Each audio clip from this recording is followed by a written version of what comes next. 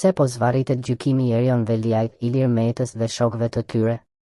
Në Shqipëri, drejtësia për politikanët e lartë duket shpesh si një lojë e gjatë, me shumë kthesa dhe vonesa që e bëjnë të pamundur për qytetarët të marrin përgjigje të qarta. Një nga rastet më të spikatura të fundit janë hetimet dhe gjykimet ndaj figurave si Erion Veliaj, kryebashkiaku aktual i Tiranës, dhe Ilir Meta, ish president i vendit, bashkë me disa persona të tjerë të akuzuar për korrupsion dhe pastrim parash. Megjithse akuzat janë serioze dhe zhurma mediatike e madhe, proceset gjyqësore kanë mbetur të ngadalta dhe të zvarritura, duke ngritur pikpyetje mbi funksionimin e sistemit të drejtësisë në vend. Rastet e Erion Veliajt dhe Ilir Metës në fokus.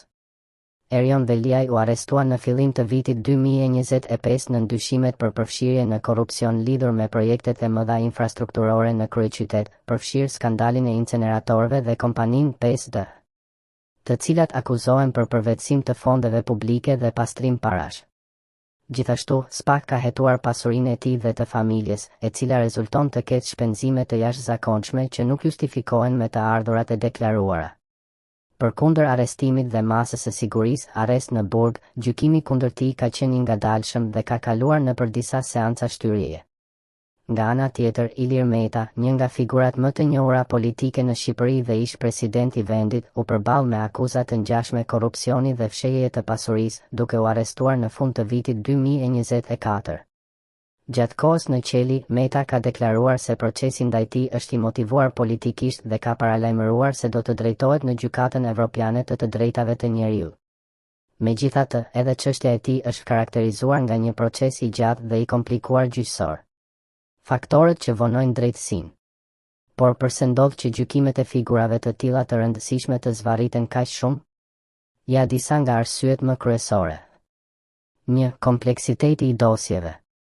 Dosjet e korrupsionit dhe pastrimit të parave ndaj figurave të larta përfshin dokumente të shumta, dëshmi të ndërlikuara dhe procedura ligjore shumë të detajuara.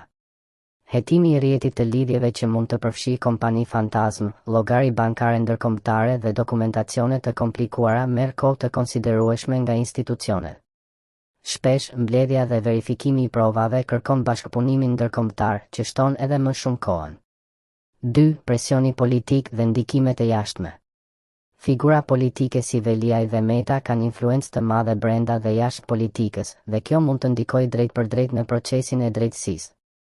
Në disa raste, përpjekjet për të penguar hetimet apo për të zbutur masat ndëshkuese janë të dukshme përmes lobimeve politike apo influencës ndaj gjyqtarëve dhe prokurorëve. Kjo gjë mund të shkaktojë shtyrje të seancave, vonesa në marrjen e vendimeve dhe ulje të efektivitetit të sistemit.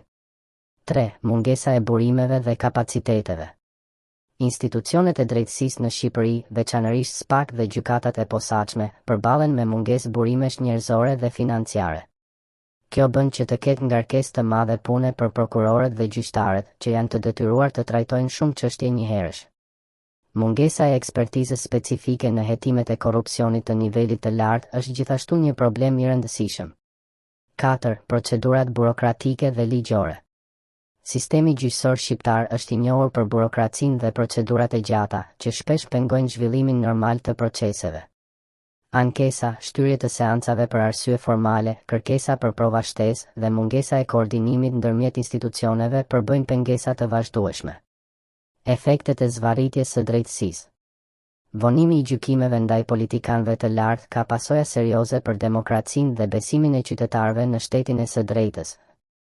Dobësimi i besimit publik, kur drejtësia duket se zvarritet apo manipulon, qytetarët humbasin besimin në institucionet shtetërore dhe në barazinë përpara ligjit. Ndikim në proceset politike, kur figura politike në hetim vazhdojnë të ushtrojnë funksione publike pa u gjykuar për akuzat që rëndojnë mbi to, krijohet një klim impuniteti që dëmton demokracinë dhe konkurrencën politike. Rritja e korrupsionit, mungesa e ndëshkimit të shpejtë dhe të drejtë për aktorët e korrupsionit inkurajon raste të reja të abuzimeve me detyrën dhe pasurimin e paligjshëm. Çfarë duhet bërë? Për të përmirësuar situatën dhe për të garantuar drejtësi efektive ndaj çdo qytetari, përfshirë edhe politikanët e lartë, duhet ndërmarrë një sër masash. Përforcimi i kapaciteteve të institucioneve të drejtësisë, rritja e stafit, trajnime të specializuara dhe përmirësimi i burimeve materiale.